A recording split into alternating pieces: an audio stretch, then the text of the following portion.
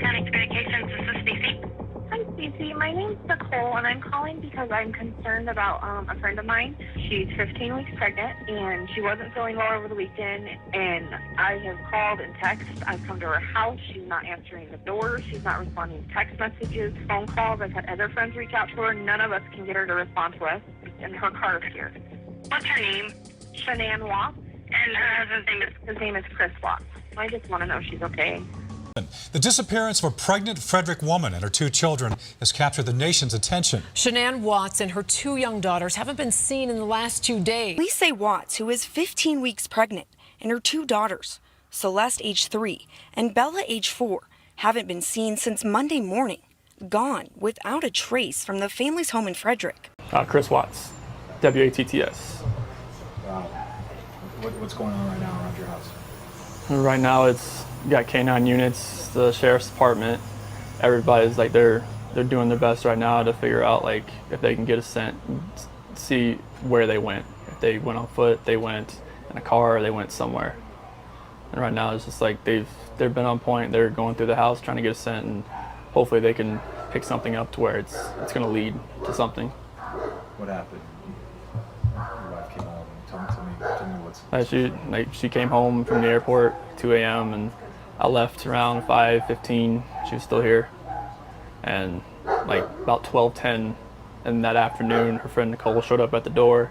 Like I had texted Shanann a few times that day, called her, say but she never got back to me. But she wasn't getting back to any of her people as well, and that's what really concerned a lot of people. Is like if she's not getting back to her, like if she doesn't get back to me, that's fine. Like she gets busy during the day, but she didn't get back to her people, which was very concerning. And Nicole called me when she was at the door, and that's when I came home.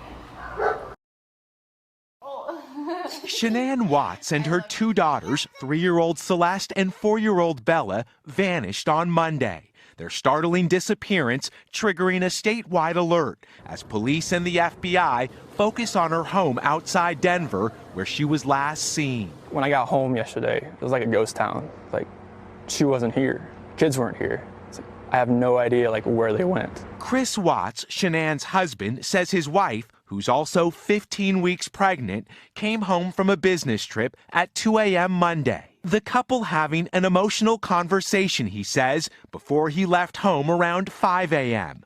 Watts says Shanann never returned text messages later that morning and never answered the door when her friend arrived at the home at noon.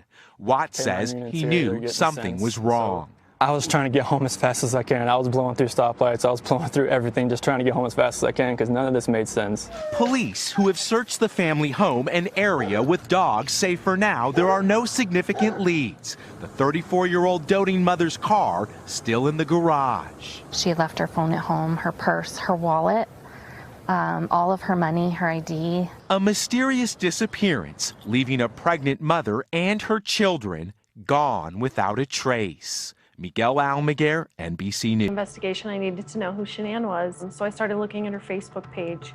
I can kind of appreciate her attitude, I guess, sometimes. I come from a long line of Italian women, so we're very strong, sassy, assertive, and that's how I pictured Shanann. It was obvious she loved being a mom, she loved being a wife, and she loved what she did for work. I hope that she's somewhere safe right now and with the kids. I just want them back. I just want them to come back, and if they're not safe right now, that's what's tearing me apart. Because if they are safe, they're coming back. But if they're not, this has got to stop. Like somebody has to come forward. So we're all watching Chris's first interview, basically live on the 5 o'clock news. Did you guys get into an argument before she left? It wasn't like an argument. We had an emotional conversation, but I'll leave it at that. But it's just, I want everybody to just come home. Like wherever they're at, come home. That's what I want.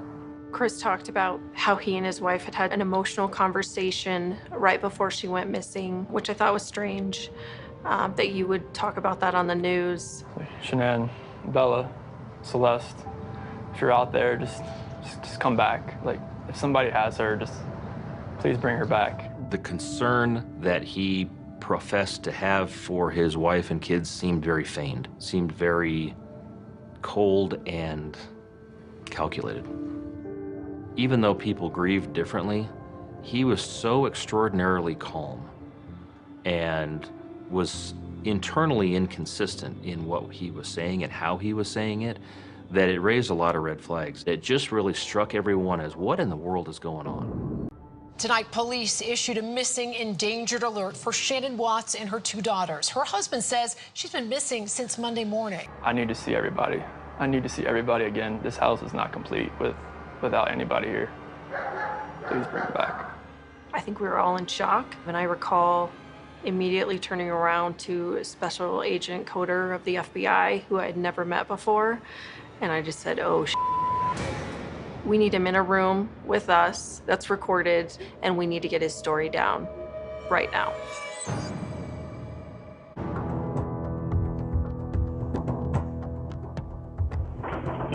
Alright, let's do this. I'm gonna sit next to you so we're looking at it together. We had already predetermined that Special Agent Coder with the FBI would conduct the initial interview of Chris Watts at the police department, and then he would request that I conduct a polygraph with Chris later on.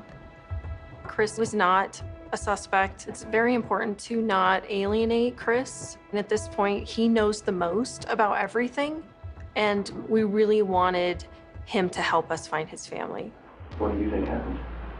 At first, I really thought maybe she was just at somebody's house, just decompressing. Going off scene? Yeah. But after today, like with the onslaught of, all the police cars, all the news, all the canine units, it's making me lean the other direction about someone took her. Okay. And it's freaking me out. I was able to watch a live feed video of the interview as it was happening, and it was extremely important to get a baseline story from Chris. This is a husband whose wife and children are missing. He's the last one to have seen them. He can give us the information that we need to help find them. Special Agent Coder had Chris actually write out a written statement, and so they spent, several hours going over Chris's statement in great, great detail. So, 1:40 a.m., doorbell detects a visitor. It showed Nicole dropping her off. Okay. 2 a.m., Shannon gets in bed with me. 4 a.m., that's when my alarm goes off for work. Start having a conversation with her about having the house up for sale and talking about it, actually proceeding with the separation. Okay. And it gets pretty emotional because we have 2 beautiful kids and we have 1 on the way. At that point, we had Shanann's phone. And some of the things that we were learning from going through Shanann's phone is that she'd been talking to a lot of her girlfriends about Chris becoming very distant. They had even talked about counseling, and Chris was resistant. It was very emotional. We were both crying, and at the end, we just said, she said she was going to take the kids to her friend's house today. She would be back. Okay. I was like, okay.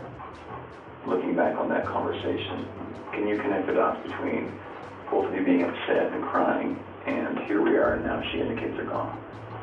I think about, did I cause this? Did I make her feel like she needed to leave?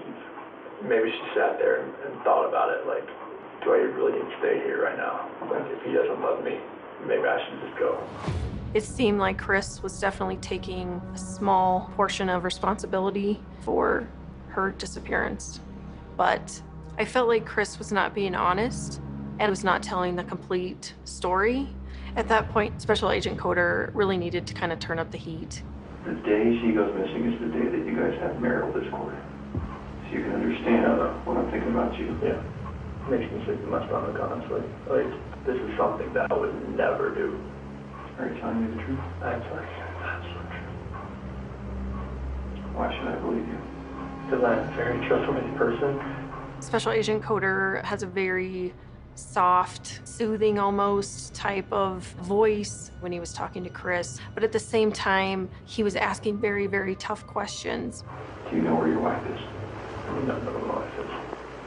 Are you telling me the truth? I'm telling you the absolute truth. Okay.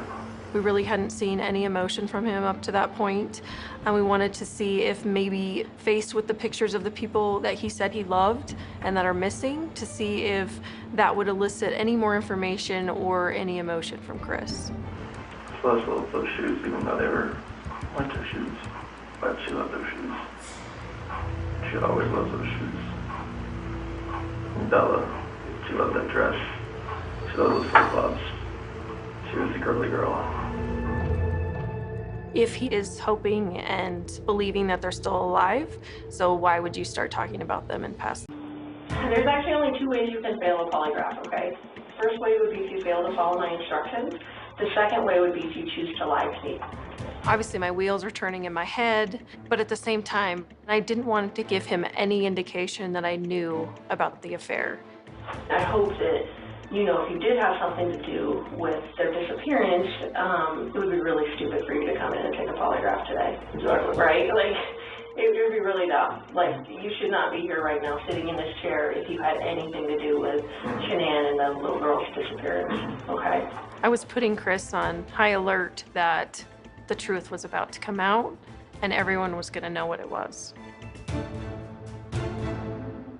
I definitely wanted to see if Chris was going to keep lying about the infidelity, so I brought up if he was having an affair. Did she accuse you of anything? I mean, being a woman, I mean, she's like, is there somebody else? I'm like, no, there's nobody else. The pre-test interview with Chris lasted close to 3 hours. I felt like I had received all the information I was going to get from Chris. At that point, it was time to start the polygraph examination. And the coolest thing about this is right now, there's only one person in this room that knows what the truth is. And in about 5 minutes, there's going to be 2 of us. I wanted Chris to know that the gig is up. If he had something to do with her death, I was about to find out. Did you physically cause Shanann's disappearance? No. Are you lying about the last time you saw Shanann? No. Do you know where Shanann is now? No. This portion of the test is complete. Please remain still while I take the instrument out of operation. At that point, I took my computer out of the room to grade the charts.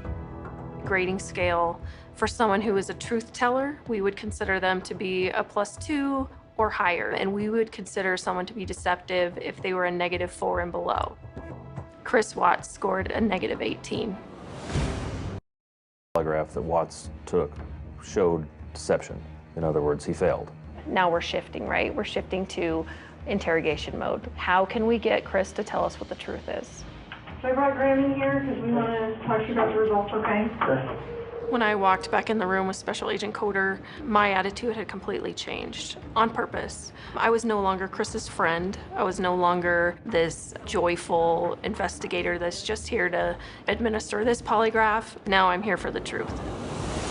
You did not pass the polygraph test. Okay. Okay. I did not lie on this polygraph. I am... It's not even an option right now because you did not pass the polygraph, so I know you were being deceptive, so that's not even an issue right now. The issue right now is what happened to Shanann, Bella, and Celeste. Like, I want them back home, like... But you know they're not coming back home. Maybe Shanann did it and you felt compelled to fix this so Shanann didn't look bad. I feel like you cleaned up for her. But I don't know, you're not telling me that, so it makes me think the worst. Like, did you I did not do anything. all 3 of them? I Like, did not do anything with these kids. Can I go talk to my dad or something? I just can't talk to my dad. Like, he flew across the country. If we brought your dad in here, would you please tell him what happened? Can I go out there and talk to him? Well, I don't know that you want to do it out there because there's a lot of people going through the halls. Should we bring him in here? we'll step out. Okay? Can you need a few minutes with him? Okay. Tell us how long or... This, polygraph. Failed it. Too much emotions. So, I mean, they're not gonna let me go. Is there any reason why they shouldn't? They know I had an affair. Anything else you want to tell me? What's going on? I don't want to protect her. What? I don't want to protect her. She hurt him? Yeah. That's about not hurt her. Your girl. Probably you guys want to. When I was downstairs, they came back up and they were gone. Did she kill him? They're blue. She took both of them then. I freaked out at the same thing. Actually killed Lucy Bell. Choked on death. That's rage. I'm bad.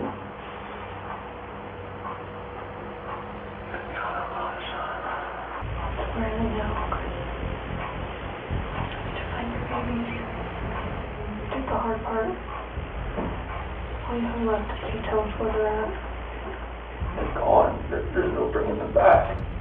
Internally, there's outrage. I didn't want to show that to him because I really wanted Chris to keep talking. It was very hard. Well, where are they? At that first location I went to that day. Mississippi 319. So, Chris, are they in something? Are they under the ground? Like, where would you find them? You take us out there? I thought there's no way I wanted to walk there.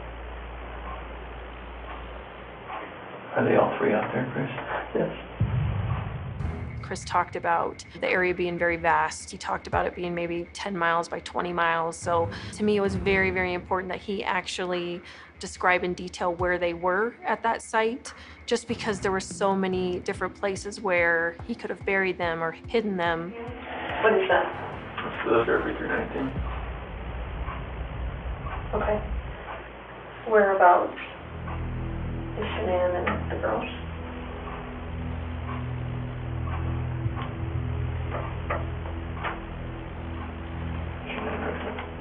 Okay, can you mark it for me?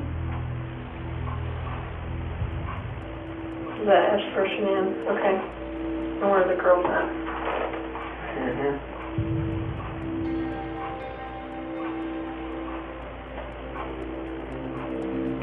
Are they in the tanks? What's in the tanks? It's a mixture of oil and water. I just couldn't believe a father could do something so horrible to his children and his wife.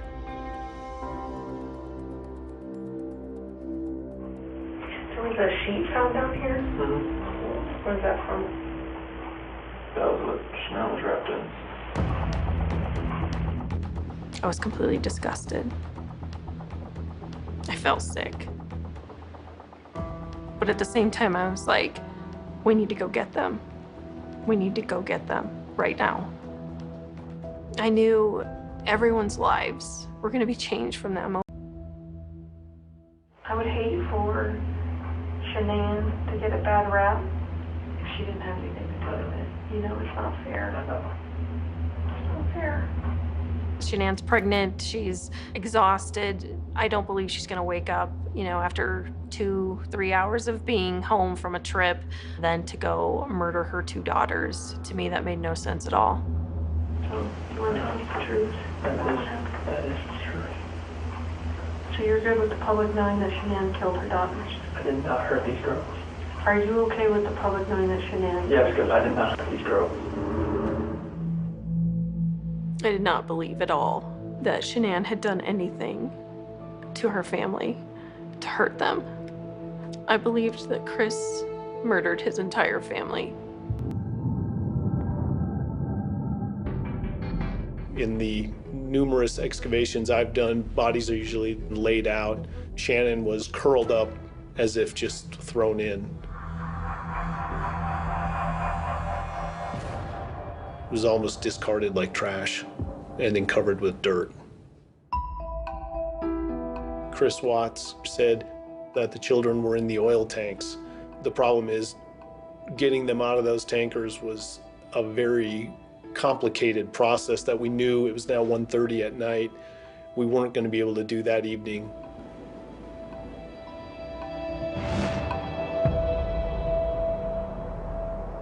At this point, we have strong reason to believe that we know where the bodies of the children are, and recovery efforts are in process on that. When we were at the oil site on the morning of the 16th, I think everybody there kind of arrived with this sense of dread because you know what the mission is. You know that you're recovering the bodies of 2 small children. This is going to be a huge undertaking to drain these tanks. We questioned whether small children would fit through that opening. We also couldn't see them, you know, when we opened the hatch from the top. So there was a point where we thought he could still be lying. One of my CSIs went up and opened the inlet, and we found a tuft of hair along the inside of one of the oil tank inlets, and then we knew. What a horrible, horrible thought that is.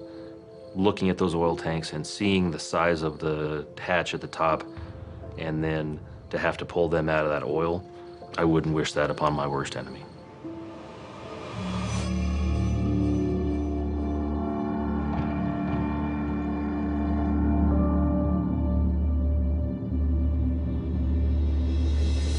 The first tank was the one that had Cece in it. She was still in her nightgown. She'd just gone to bed. The second tank had Bella inside. I can't get that image out of my head.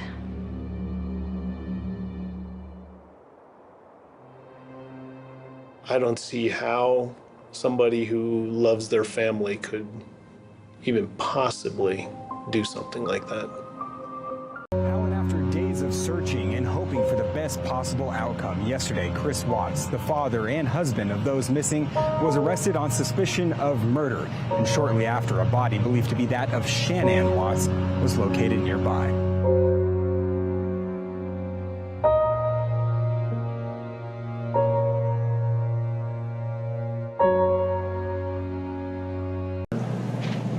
The evidence in this case are a senseless crime and the viciousness of the crime.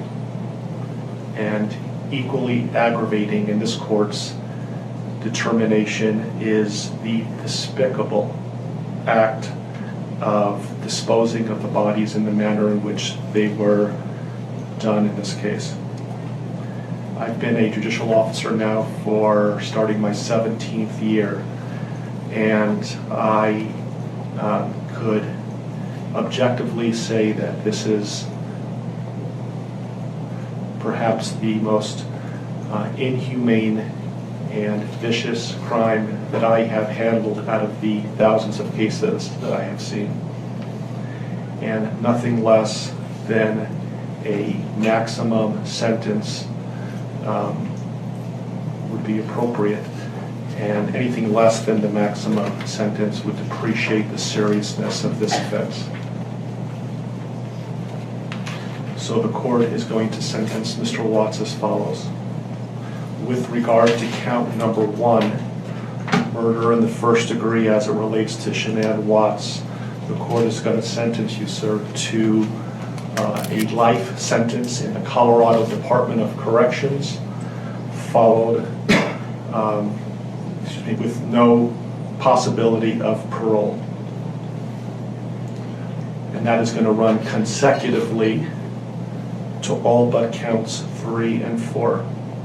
With regard to count 2, as it relates to murder in the first degree with Bella, the court is going to sentence you to life in the Colorado Department of Corrections with no possibility of parole. With regard to count number 3, the court is going to sentence you as it relates to Celeste to life in the Colorado Department of Corrections with no possibility of parole. With regard to counts 4 and 5 relating to Bella and Celeste as a different theory of first-degree murder, the court is going to sentence you to life in the Colorado Department of Corrections, and legally those sentences must run concurrently as a different theory of first-degree murder. Recognizing the unlawful termination of pregnancy for the unborn child that has been named Nico, the court absolutely believes that the maximum sentence of 48 years would be appropriate to run consecutive to the other charges. with an additional mandatory parole period of 3 years as set forth by statute. With regard to count number 7, as it relates to tampering with a deceased body, as well as counts 8 and 9, each a Class 3 felony, the court is going to impose a maximum sentence of 12 years each for those counts to run consecutively to the other counts. The court is going to order that statutory fees be paid and court costs. The court's going to grant the prosecution 91 days to file a notice of restitution, and that will be the sentence of the court. We will shortly be in recess. I would respectfully ask the parties that you remain in your seat. There is a plan by the deputies on allowing people to exit the courtroom, so please remain seated until you are authorized to leave the courtroom based on the direction of the deputies. Deputies, I would respectfully ask that you take this defendant into custody and have him serve the rest of his life in the Department of Corrections. We are in recess.